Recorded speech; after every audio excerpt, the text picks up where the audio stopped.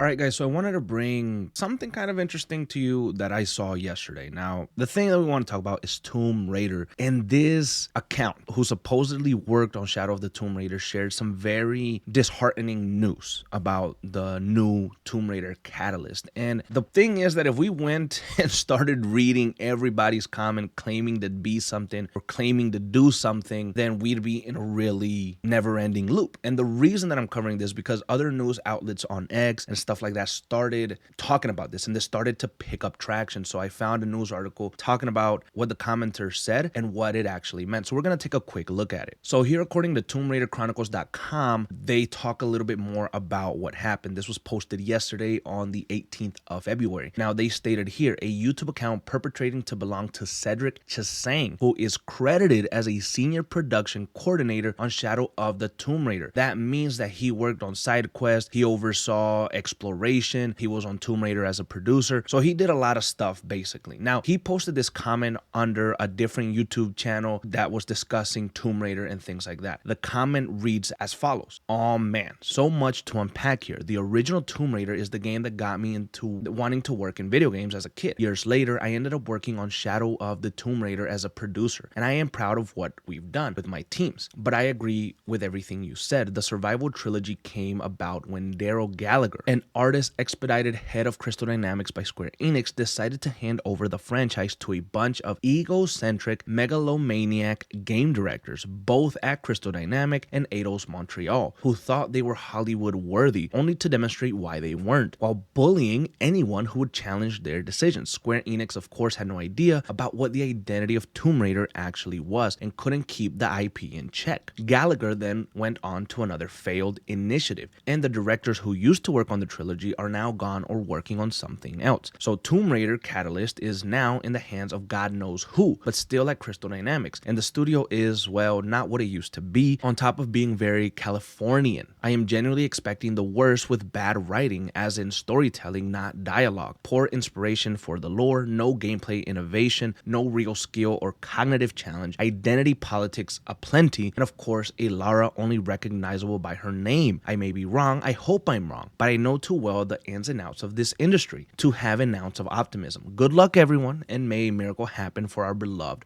franchise." Now, this is a damning fucking comment. Like, we're not gonna sit here and pretend that it's not. Now, this account, again, is said to belong to Cedric Chasang, who was a senior production coordinator on Shadow of the Tomb Raider. So he clearly has some background. He clearly has some ideas of what went on behind the scenes. Now, the problem with this is that it kind of confirms what a lot of you guys, what a lot of Tomb Raider fans are worried about when you talk about Tomb Raider and, you know, the things that were going on with the Survivor trilogy. So many fans or so many OG fans of Tomb Raider just don't like those games. I personally love them. All three I absolutely love, adored, played. And so I really like them. And, you know, Cedric Chasang was part of those games that a lot of people didn't like. And so him coming out saying, well, you know what, Catalyst may not be good at all. Catalyst is going to be, you know, it could be very bad. Then it gets people thinking. Now, when you look at Tomb Raider Legacy of Atlantis, you might think, well, that one's not going to be too bad because they already have a platform to work with. They already have the ideas. This is basically just a remake of the original game. So you just follow that to a T and you update the graphics. Everything's going to be kind of fine. And Wild Hog is the ones working on that one in particular, I do believe. But when you look at Catalyst, this is a brand new story set after Tomb Raider Underworld. There's a brand new story. And this means that they are going on something that we've never seen before. They are going to do something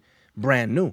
They're going to take Laura to different places. And there's also been rumors talking about the game being open world and just a lot of different things that are a little bit more innovative, if you will. And so this comment is basically saying that we're not even going to recognize Laura. Right. And the only reason that we're giving this the time of day is because of who commented it, who said that, you know, he was working behind the scenes at Crystal Dynamics and Square Enix and stuff like that. And also, you know, other news outlets covering it. So this seems to be more true. Like, oh, this could be the case. Now, obviously, none of it is confirmed. His identity and stuff isn't confirmed, but a lot of people are already running with it. And this is worrying if you're just going by the news. This is worrying. I mean, I can't sit here and say, well, damn, I'm not going to believe it 100%, but I'm also not going to pretend like it's not there. Me on a personal level, for me, I'm going to split this right down the middle. I'm going to take what he said, take it into consideration and think about it. But I don't know yet. Now, just because he had a really bad experience with the people there and, the leaderships and not trusting it, I get that. When you've been burned so much, who knows what really happened behind the scenes and all those things that really did happen to him. And it could all be fucked up. But,